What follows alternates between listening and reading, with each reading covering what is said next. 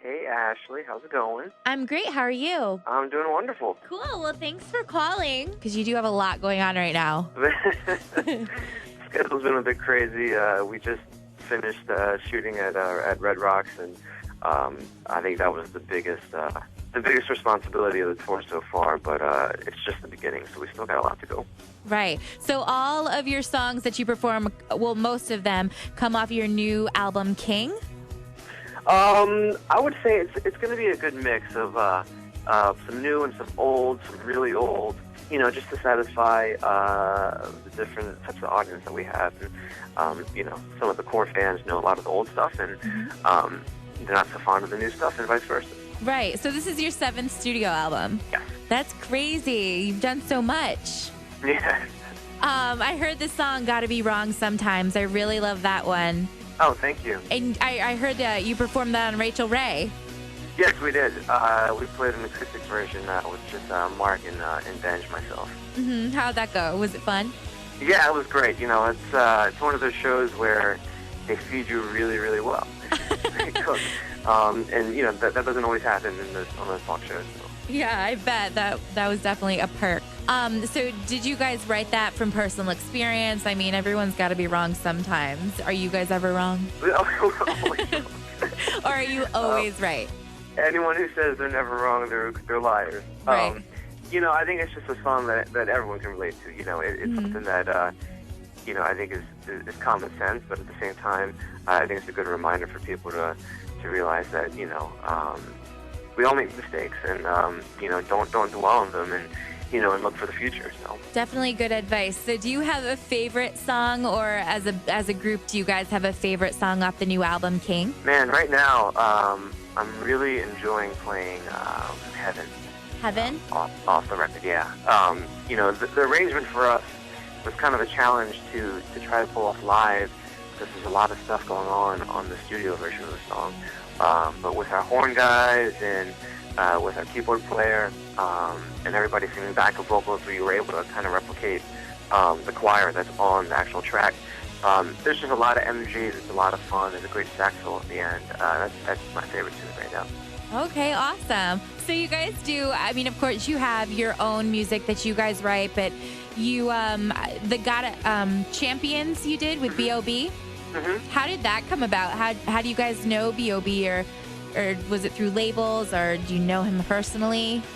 We didn't know him personally, but we knew that he fit exactly what we were looking for the song. And when we first submitted the song to Duracell, and that's how it all started, is Duracell was looking for a song to use during for their Olympic campaign.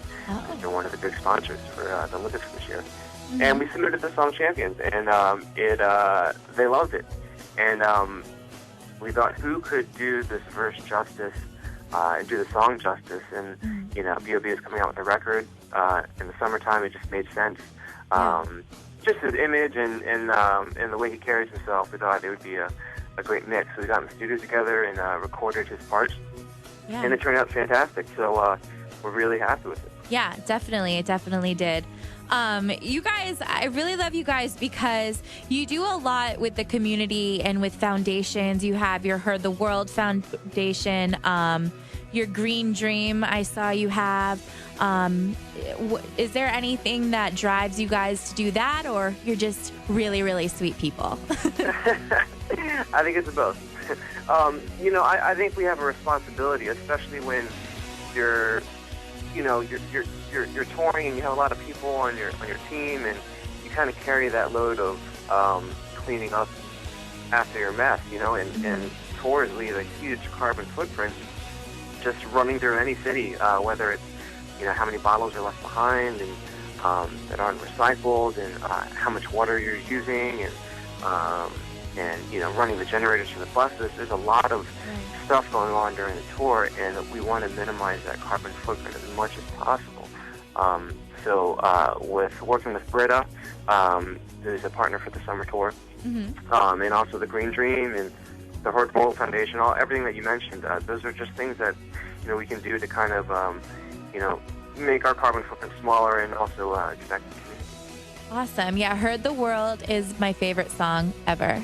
No, love it. Best one.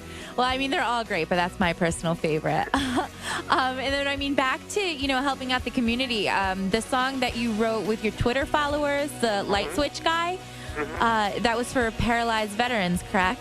Yes, that was the Paralyzed Veterans of America. Every time that song is purchased on iTunes, all the money goes to them. So that's a great cause also. We've also been really involved with the military, and I think the first time we went over to play overseas, the USO, really kind of opened our eyes to how much support and help that our military needs, especially when they come back home and they're trying to figure things out. And we really welcome them, especially to come to any of our shows for free. So. Oh, that's really nice. That's so cool. Well, I mean, obviously, your typical questions. Do you have an inspiration, or do you guys have specific bands that you look up to or aspire to kind of be like? I mean, I know you guys are sort of your own style, your own category, I feel like. Well, I think musically, we all have different inspirational artists who've kind of, tuned our individual musical styles in their own direction. For me, The Cure was a huge influence on me. Just melodically and how they could be so depressing, but write such a beautiful song. Right. I think for inspiration, as far as like just wanting to be in a band, Pearl Jam was a huge influence on our band. Not so much musically, but more of the energy that they captured on stage and the chemistry between those guys. Just watching them perform when we were in 7th and 8th grade, it literally blew our minds. And I'd have to give credit to them for making us want to be in a band. Yeah, definitely. I think for inspiration, just to keep going, I think obviously our fans make us love what we do, but I think at the same time, I think we also inspire each other. We always try to push each other, whether it's musically or business-wise, just to keep at it and to keep this thing going, because it's hard to be in a band and survive these days. Yeah, and like you said, the bands that you sort of look up to and grew up with, you've seen them grow up from album to album and sort of change their feel. Of course, they mature as time goes on.